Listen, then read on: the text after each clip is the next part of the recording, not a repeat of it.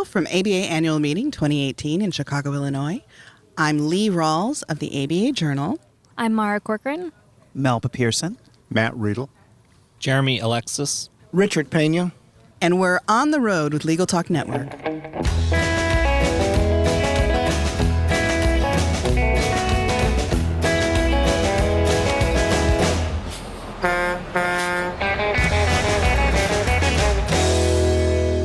And we're back. Thank you so much for joining us on the road. It's a pleasure to be here. Today, we are talking about the Miranda Warnings Project, which we are being introduced to here at the annual meeting. First of all, I have a large panel of guests, and I'd like to find out a little bit more about each of you. So I'm going to start with Mara. Mara, can you tell me a little bit about yourself and why you're here to talk about the Miranda Warnings Project? Sure. I'm a current Master of Design and MBA student at the Illinois Institute of Technology's Institute of Design. And how were you involved with the project? I was the design lead on the project. So from discovery all the way to prototyping and testing, I've been sort of the one doing the day-to-day work. And Melba? Good morning. My name is Melba Pearson. I'm the Deputy Director of the ACLU of Florida, former prosecutor. I am the co-chair for the Prosecution Function Committee of the American Bar Association, and I also serve on the Governing Council for the Center of Innovation. And it's been an honor to be involved in this project, to watch its development and be able to talk about it to a variety of different audiences. Nat? I'm Matt Redle. I'm a county and prosecuting attorney from Sheridan, Wyoming. And at the time that the project was taken on, I had the privilege of being the chair of the criminal justice section. Okay. Jeremy? My name is Jeremy Alexis. I am on the faculty of the Illinois Institute of Technology, and I was the faculty advisor for the project who helped with all of the research, design, and prototyping. Richard? I'm Richard Pena. I'm the chair of the ABA Commission on Hispanic Legal Rights and Responsibilities. And we are the commission that initially identified the problem of lack of uniform translations in the country in Spanish and took it to the House. As it's been explained to me, this project first started kind of along when you were researching the 50th anniversary of the decision of Miranda, which led to the Miranda Warnings. Richard, could you tell us a little bit about the origins of this project? Miranda was decided in 1966, and 2 years ago, the ABA had Law Day, and they were celebrating the 50-year anniversary of Miranda. The commission was asked to participate in the process of doing the research for that presentation. We discovered that there was not a uniform translation of Miranda for law enforcement throughout the country. It was a bit of a shock when we discovered, 50 years later, that there was not. And we also, in our research, discovered that Spanish-speaking only clients, there are about 990,000 a year, Spanish-speaking only clients that are stopped and would be subject to the constitutional rights being given to them, that many of them were inaccurate and they didn't convey the meaning. The Supreme Court has said you have to convey the meaning. So we went to the House of Delegates and formulated a resolution, Resolution 110, saying that the ABA urged all law enforcement agencies to have a uniform translation of the Miranda rights in Spanish. Mm-hmm. And Melba, in your work with the ACLU, is this a common issue that you see where people may not understand the warning is delivered to them in English? Absolutely. Also, I'm a resident of Florida, and in Florida we have a very multicultural environment. So we have people from all over the world, and law enforcement often encounters many different types of people in the line of work. And the problem is, if you may, let's say, be an officer of Cuban descent and you're communicating the warnings to someone who is of Mexican descent, may not be an exact one-to-one translation just due to dialects and the difference in meanings of certain words. So even though you may have someone that's delivering the warnings in the appropriate language. The problem is whether or not the accurate message is being delivered. And how can you properly decide whether or not to waive your rights if you don't fully understand what's at stake and what's available to you? So I'm so thrilled to be a part of this project and be able to deliver the message of how critical having correct Miranda translations are in the criminal justice system. And Matt, can you speak to this from more of the prosecution or law enforcement angle? I imagine many officers very much want to deliver the message clearly and just didn't have a tool. Could you talk a little bit about that? Absolutely. And frankly, it's not just prosecution. And this is why this was such a no-brainer, if you will, for the criminal justice section to offer funding for this project. Because, for instance, your law enforcement officer wants to deliver the warnings so that any statements made are going to be admissible at law. At the same time, defense counsel wants to know that the Miranda warnings were appropriately given, that they conveyed all of the important information, and most importantly, that their client understood the information and made a knowing and voluntary waiver of those rights. And so that's the critical aspect for this. And what happened was that a year after Richard's resolution was passed by the House of Delegates, the criminal justice section offered a resolution that called for this to be done with all languages, so that law enforcement could have access to that information. And Steve Salzberg, one of our delegates to the House of Delegates, then pointed out to the House that they had just approved the creation of this Center of Innovation. And Steve said, we think that this would be an excellent opportunity for the center to have something to begin their work with, because in 51 years of Miranda, you would have thought that we would have already addressed these issues. We hadn't. It was high time that we did. So we've identified the issue. We've identified that there are several ABA entities that wanted to address it. But let's talk about what you actually came up with. And Jeremy and Mara, I'd love to talk to both of you about this. What is the product that resulted from this research and this funding? Can you describe it? Yeah, absolutely. One of the things that we learned through the research of this project was that Miranda's delivered in a lot of various situations, and so we really had to deliver a suite of tools to help officers deliver Miranda within the different situations that they find themselves in. So in order to do that, we prototyped a bunch of solutions and recommended two to the New Orleans Police Department. One is called Sit and Watch Miranda, which utilizes a computer in a police officer's car. The computer is in the front of the car, and usually suspects can see that computer and screen in the back. So we're using existing technology that exists in almost every police car within the U.S. these days. The other is called the Miranda card. It was inspired actually by a Walmart greeting card. When you open it up, and it sings to you. So it's a very simple laminated card with an audio module on the back that reads to you while reinforcing comprehension through sort of the written text as well as sort of images.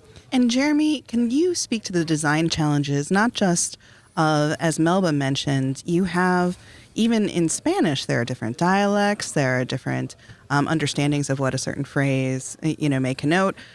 When you were presented with this design challenge, what were some of the ways that you found to address it, both in Spanish and then how else to communicate the information? Our school is founded on the concept of human-centered design. So our first step is to go and talk to people that we consider to be the key users and the stakeholders, which in this case was a very wide range of individuals, everyone from police officers to individuals who are in the criminal justice system to folks who are advocates for individuals who are in the criminal justice system, defense attorneys, quite a long list of people to gather a range of specifications and do a lot of research about what will work and what won't work. Everything from very physical things like police officers have quite a bit of gear on them already, so we didn't want to add a lot of weight to it, all the way to if this was being delivered to someone who's not documented, how do we convey the seriousness of the issue,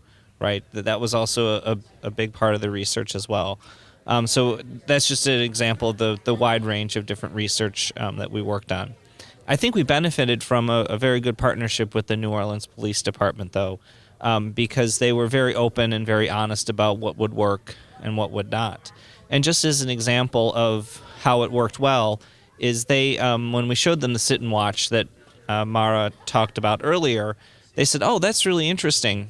We'll take your development of it, and we're going to put it on our web server, and now it allows them to use it in all of their interrogation rooms as well." So it moved beyond what we thought would be just in the field tool to one that they use in a variety of locations, because it's very clear that even for their detectives, it's a more effective way for them to deliver the warning. I think that's a great point, Jeremy. When the ABA originally pitched this idea, it was really around an issue of translation, that there are people out in the field and officers and they don't speak the same language, and we need a tool for translation. And as we really dug into the problem, we started to see that it wasn't translation that was an issue, and really Richard's team had done a great job of providing us a Spanish translation. It was really more an issue of communication and comprehension. And when we did that slight pivot, it expanded who we could talk to, it expanded the stakeholders who would be involved in this project, and also expanded the kind of impact that we could have. So beyond Spanish language, perhaps, there are, for instance, we see in the news that many people crossing the border who are now being caught up in the family separation, the immigration, they don't speak English or Spanish. They may speak a Mayan dialect or a Mayan language. Are there currently in this project ways that the Miranda warning can still be communicated? Here I'm thinking about, it was mentioned in the description that there's a pictogram or a pictorial aspect to the project. Is that something that is currently existing or that you're looking at down the road, Jeremy? So what we found to be the most effective was to have a set of icons that demonstrate each part of the warning matched with language. And of course, there are so many languages out there; it's nearly impossible to get every single one of them. But in our testing, it has become clear that the combination of the two, even if you don't speak the exact Spanish that's being communicated through the warning, that it's still better than someone just trying to read it to you as best they can, if that makes sense. I think that right now we have, with our partnership with the New Orleans Police Department, the first translation was in Spanish, and we have a certified translation for that. But we do plan to do Vietnamese next for them. So we'll continue to add on to those. One other thing to keep in mind too is that this is it's almost impossible to do everything, and the way that we think about this is it's taking a small bite out of a large apple, and our hope is that this starts a larger conversation around issues exactly like that. We don't pretend that our technology and our tool can solve everything, but maybe we didn't know to ask that question before until we saw that this was available, and maybe it will start a larger conversation. And Melba, I'd just like to discuss the Center for Innovation's involvement. This is one of the projects that you've taken on, but are there projects with similar kinds of impacts in the pipeline? What has the Center for Innovation, which is a fairly new entity, learned through projects like this? Well, we've definitely learned that the list of problems are endless. So we will constantly have something to do in order to try to move the needle forward with regards to the use of innovation and criminal justice. We're looking at ways that we can work on bail reform or reentry. We have a program coming up this November where we're going to highlight some of the amazing work being done in Louisiana by Judge Schlegel, who is using technology to be able to assist people in planning out, let's say, when their next court date is going to be, or be able to report to their probation officer via an app rather than having to physically go to an office. It is going to assist with the rates of recidivism if someone is able to maintain employment and be able to easily reintegrate into society. So that's just a taste of some of the things we're working on, but we're constantly getting new ideas. We have wonderful fellows that are looking to develop new ideas as we speak. So stay tuned because many more great things are coming. And then if I am a listener who's intrigued by the New Orleans rollout and maybe wants to get involved or see it start to be implemented in my area, or even just find out more, how can I contact each one of you or get involved through the ABA with this project? What are the avenues to do that? I'm going to start with Richard. If anybody wants to contact me directly, my email address is richard@rpenalaw.com, rpenalaw.com. I would refer them to the website of the ABA Hispanic Commission on Legal Rights and Responsibilities because we have some information on our website. And then actually, Matt, if you could speak to the criminal justice section. Yes, if someone wanted to get in touch with me, they can reach me at mredle@sheridancounty.com, or they can call my office at area code 307-674-2580. And then our design team, Jeremy and Mara. The easiest way to find us is at our website, which is www.ID as an Institute of Design, and then a dot, and then IIT as an Illinois Institute of Technology, then another dot, edu. Obviously, we didn't design the website name very well, so. And Melba. If you want to learn more about the Center for Innovation, you can find us at americanbar.org and then search for Center for Innovation. And if you want to reach out to me personally, you can always find me on Twitter. My handle is @ResLegalDiva, R-E-S Legal Diva. Well, we've reached the end of the road for today's episode. I want to thank all of our guests for joining us today. We also want to thank our listeners for tuning in. If you like what you heard today, please rate us in Apple Podcasts. We'll see you next time for another episode of On the Road with Legal Talk Network. If you'd like more information about what you've heard today, please visit LegalTalkNetwork.com. Subscribe via iTunes and RSS. Find us on Twitter and Facebook, or download our free Legal Talk Network app in Google Play and iTunes. The views expressed by the participants of this program are their own and do not represent the views of, nor are they endorsed by, Legal Talk Network, its officers, directors, employees, agents, representatives, shareholders, and subsidiaries. None of the content should be considered legal advice. As always, consult a lawyer.